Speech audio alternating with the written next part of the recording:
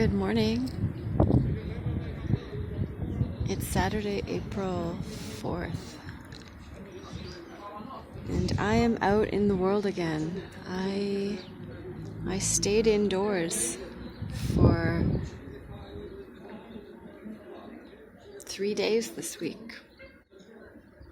I was inside from Wednesday through to Friday, and it is Saturday now, and I have emerged, and I noticed that there are considerably more people on the street today than there were on Tuesday last.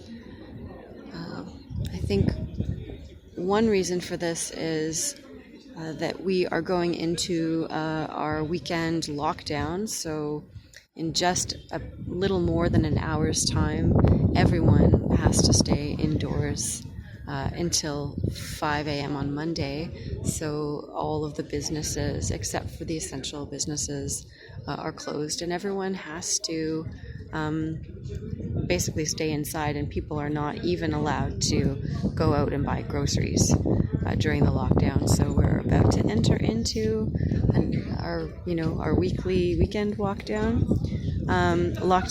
and people are just stocking up. They're getting as much as they need to feed themselves and take care of themselves and be happy for the long time indoors. And so I think that's one of the reasons why there are more people out and about. And I think another reason could just be that I guess the more time that passes following the introduction of a new strict rule, there's just a little more, I guess, confidence, a little more experience, and maybe more confidence. I'm speaking now of the people who have to observe the rule.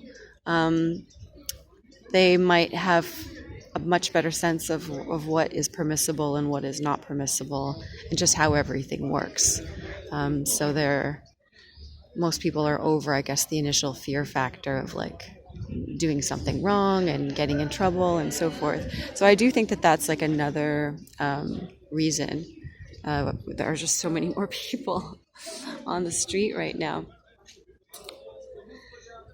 The last I looked at the numbers, and I've been trying to not obsess over them. So that's something I've done to just not become fixated, and not dwell on the seriousness, the sadness of what's going on all over the world right now. So I do look at the numbers, but over the last few days, I was sort of taking it a lot easier, actually. So not checking as frequently.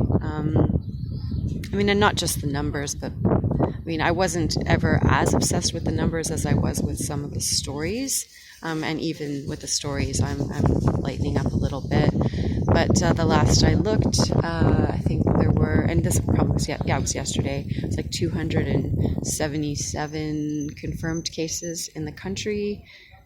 Still the same number of cases in Elbasan here. And I think the casualties, I don't know if casualty is the right word, maybe deaths more simply, that was up to 16. So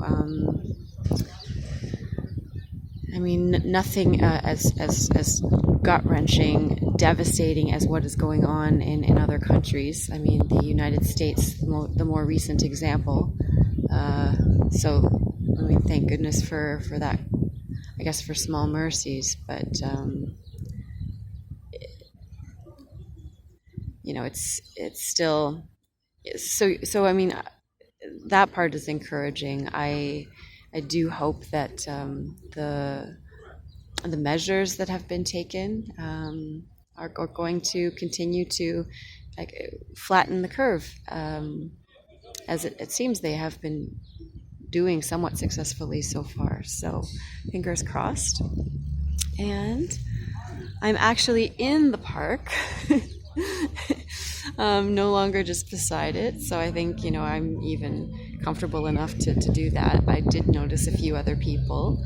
I think that, and this is one of my favorite coffee places. So I'm beside that. And I, I think that the enforcement of the curfew is stronger when curfew is is in place.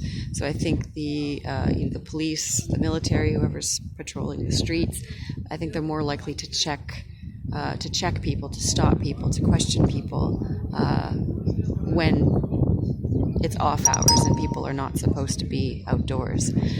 So with that said, I will end this update here and now. We're heading into the long weekend, and I will report back on the other side of that. So cheers.